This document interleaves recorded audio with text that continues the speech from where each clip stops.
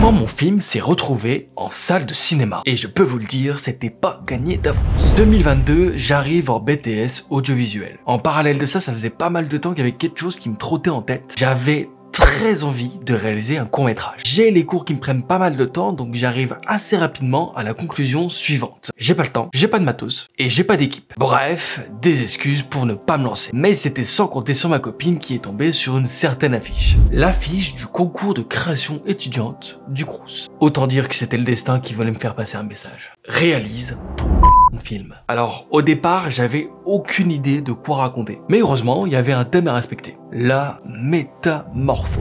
Nous vient tout un tas d'idées jusqu'à arriver sur The Idea. Du coup, première étape, l'écriture. Et après de maintes réécritures, on arrive à une version finale du scénario. Alors, chose importante, après avoir fait lire et relire le scénario pour peaufiner certains petits détails et avoir vraiment une version définitive de celui-ci, c'est la préparation du tournage. C'est une étape essentielle qu'il ne faut absolument pas négliger pour le bon déroulement du projet. Contrainte, il nous faut des acteurs, il nous faut une équipe technique et surtout, dans notre cas, une voiture. Très importante dans notre histoire. Et la voiture était un problème et pas des moindres. Un peu de contexte. À la base, on voulait partir sur une ambiance années 80, donc véhicule très ancien, à l'ancienne. Très ancien à l'ancienne, logique. Alors premièrement, j'ai pas le permis, et surtout pas de voiture. Deuxièmement, ma copine a le permis, mais pas de voiture. On n'a pas de budget, et surtout aucune connaissance qui pourrait avoir ce genre de véhicule. Alors on a cherché pour louer une voiture sur 2 jours, et c'était pas possible, puisqu'il fallait plus de 3 ans de permis, et bah je vous le donne dans le mille, ma copine n'avait à ce moment-là pas 3 ans de permis. Bon, on a clairement abandonné, du coup, bah la voiture des parents fera largement l'affaire. Cependant, il nous manque, chose très importante, les acteurs et l'équipe technique. Heureusement, j'ai 2 connaissances pro de l'image en qui je pouvais faire confiance. Pour le reste de l'équipe et surtout les acteurs, j'ai utilisé le merveilleux outil cineast.org.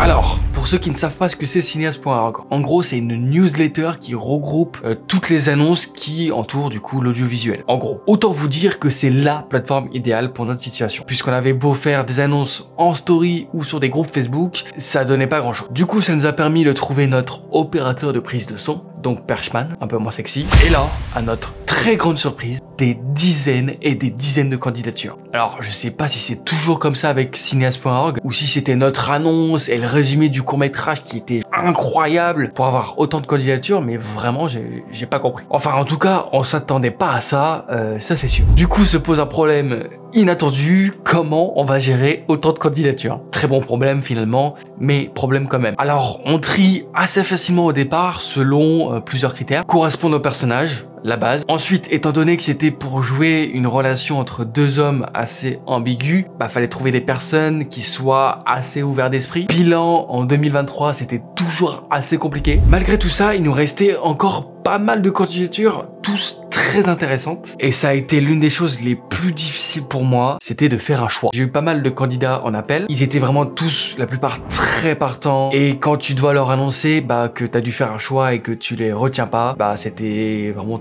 terrible. T'as l'impression de, je sais pas, les rabaisser alors que bah il y a absolument rien de personnel. C'est juste comme ça, c'est le jeu. Mais ouais, franchement, c'était assez dur. En plus, j'ai très bien compris que j'avais déçu vraiment certaines personnes. Donc bah j'en suis vraiment désolé, mais c'est comme ça.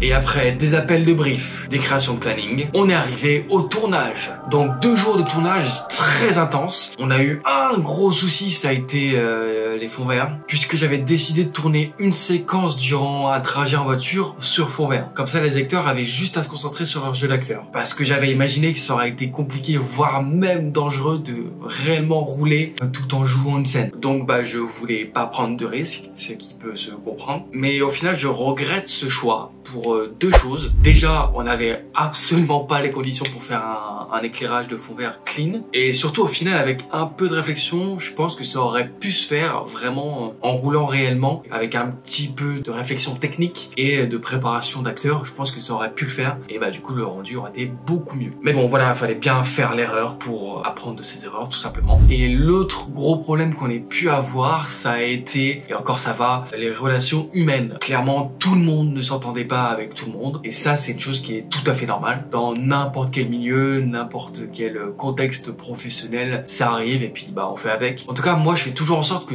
tout le monde se sente intégré et que tout le monde ait son mot à dire, ce qui peut également poser des problèmes et nous faire perdre du temps à certains moments, ça c'est sûr. Mais je trouve au moins que ça permet de pas avoir cette sensation de hiérarchie qui n'a absolument pas lieu d'être, surtout sur un tournage qui est entièrement bénévole. Passons à la partie post-production du projet. Forcément, on a eu des gros problèmes, vous vous en doutez du coup, concernant les fonds verts. Et du coup, rien de surprenant, on s'y attendait. Mais en vrai, on s'est pas mal débrouillé et du coup, franchement, le résultat que ça donne en sachant du coup la galère que c'était au tournage, je trouve qu'on s'est plutôt bien dépatouillé. L'autre particularité du montage, ça a été de se rendre compte qu'on avait pour 8 minutes de court-métrage, alors que pour participer au concours de création étudiante, c'était maximum 5. Autant vous dire qu'on a dû le charcuter un petit peu dans tous les sens. Enfin, on l'a bien charcuté avec plein de petites techniques assez intelligentes. On a réussi à avoir un résultat très correct en ayant 3 minutes de moins en fait. Et le résultat les gars, on est lauréat de notre région. Pas mal, non? En tout cas, on en est tous très fiers